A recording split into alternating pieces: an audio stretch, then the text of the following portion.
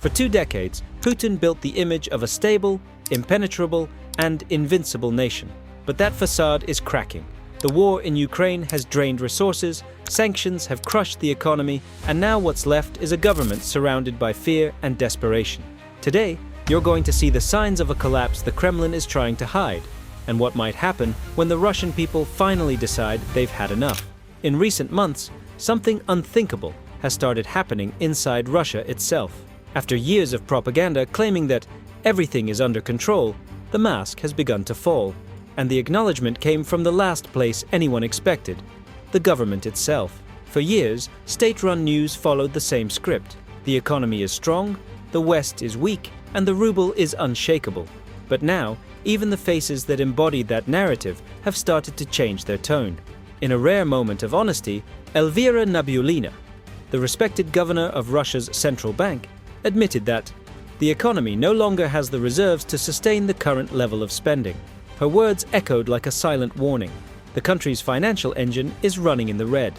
Soon after, Maxim Reshetnikov, the Minister of Economy, was even more direct. During the St. Petersburg International Economic Forum, he acknowledged that Russia has entered a process of structural slowdown, a technical term used to avoid the word the Kremlin fears most: recession. But the most symbolic statement came from Prime Minister Mikhail Mishustin, who publicly admitted that the regions are facing serious budget difficulties. In other words, even local coffers, the ones that fund basic services and social programs, have started to dry up. These remarks weren't isolated slips. They're signs that even the core of power has realized the size of the wound. And the most revealing part is that all of this was said on a stage designed to project strength. The very same forum that for years served as the showcase of Russia's supposed resilience against sanctions. The contrast couldn't be clearer. The event created to display stability became the stage where the system itself confessed it's sinking.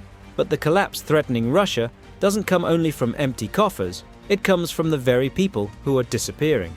The country's real ticking time bomb is demographic, and it's already counting down. The numbers are grim. In 2024, Russia's population dropped below 144 million people, the lowest level since the fall of the Soviet Union. The birth rate, which in the early 2000s hovered around 1.6 children per woman, has plunged to 1.2, one of the lowest in the world.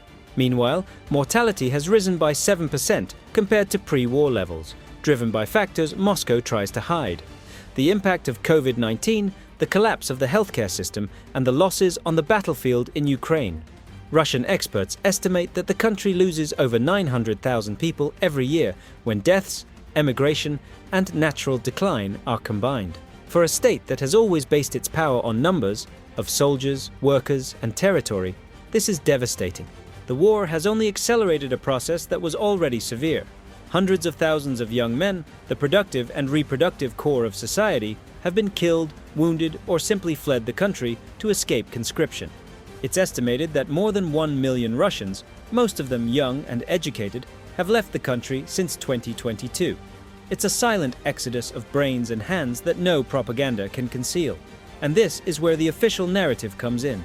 For the Kremlin, the problem isn't the war, it's the decline of modern values. Alexander Karachev, one of the most influential analysts within the presidential administration, claimed that the demographic crisis is the result of globalization, of what he calls the moral shift of Russian women, who now supposedly prioritize careers over motherhood. His proposed solution? Reverse the trend through media campaigns promoting traditional family values, reinforcing conservative gender roles, and encouraging childbirth with state benefits. But while the government tries to turn a population collapse into a matter of morality, reality paints a much harsher picture. Women aren't having fewer children because of ideology. They're having fewer because there's no stability, no safety, and no future. With husbands and sons being sent to war, prices soaring, and basic services collapsing, motherhood has stopped being a dream and has become a risk. The result is a country aging rapidly and losing its vital strength. And the more the Kremlin insists on blaming Western values, the clearer it becomes that the real enemy lies within its own borders, a society exhausted, impoverished, and above all, empty. When a nation starts to hollow out from within, power at the top inevitably begins to crack. What once seemed unthinkable, Russia losing control over its own regions, is now becoming increasingly plausible. Inside the government itself, there are those who see the war as a process of purification. The same Alexander Karachev, who once blamed globalization for the population crisis, recently declared that the conflict in Ukraine has purified Russia, ridding the country of a globalist and decadent elite. In practice, it's an admission that the Kremlin is rewriting its own identity, trading pragmatism for ideology, economics for loyalty, and diversity for obedience. But the price of this purification is internal isolation. As Moscow closes in around an increasingly centralized power, the peripheral regions are starting to rebel. In the Republic of Sakha, or Yakutia, in the Far East, local leaders denounce the systematic looting of natural resources, while the population watches their wealth extracted and the financial returns vanish into federal bureaucracy. Meanwhile, in the Caucasus, especially in Ingushetia, resentment is even more explosive. Constant repression, unemployment, and the disproportionate conscription of young men for the war have fueled a deep sense of colonial exploitation. In both cases, the narrative is the same. Moscow takes everything and gives back only coffins and silence. These fractures are widening with the rise of something unseen since the 1990s, partisan groups and militias openly challenging the regime. In regions like Belgorod and Bryansk, armed cells, some formed by anti-Kremlin Russians, carry out targeted attacks against security forces and infrastructure. They are small movements, but with enormous symbolic weight. They show that Russia is no longer untouchable within its own borders. And that perception isn't just internal. Analysts from the Atlantic Council warn that a scenario of fragmentation or civil war in Russia, once dismissed as fiction, is now considered a real possibility.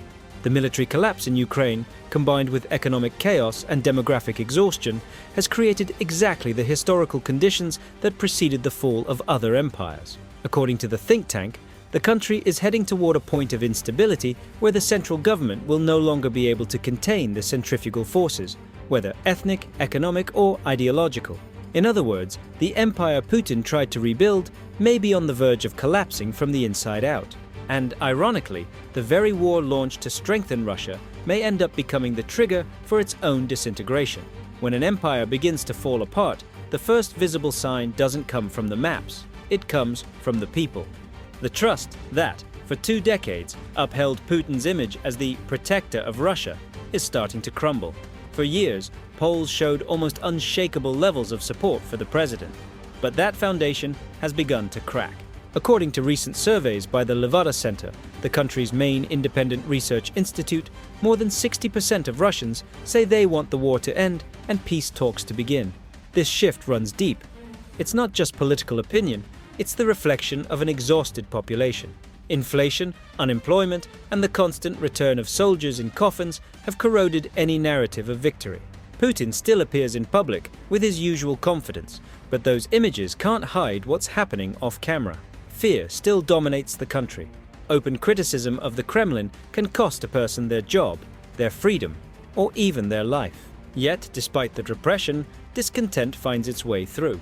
It shows in small gestures, in the flowers quietly left at forbidden memorials, and in the silent demonstrations that filled the streets during Alexei Navalny's funeral, the greatest moral act of defiance against the regime in years.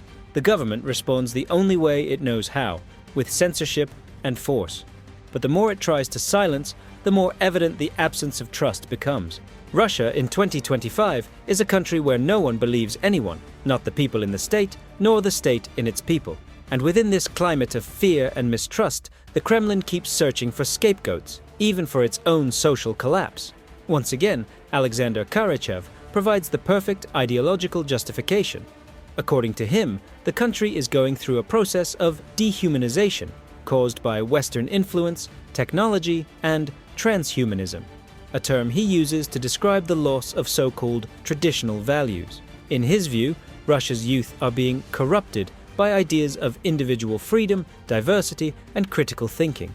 His solution? A new program of patriotic education centered on obedience, devotion to the state, and the glorification of war. But this attempt to shape a new generation through fear and ideology exposes the desperation of a regime that has lost its human connection with society.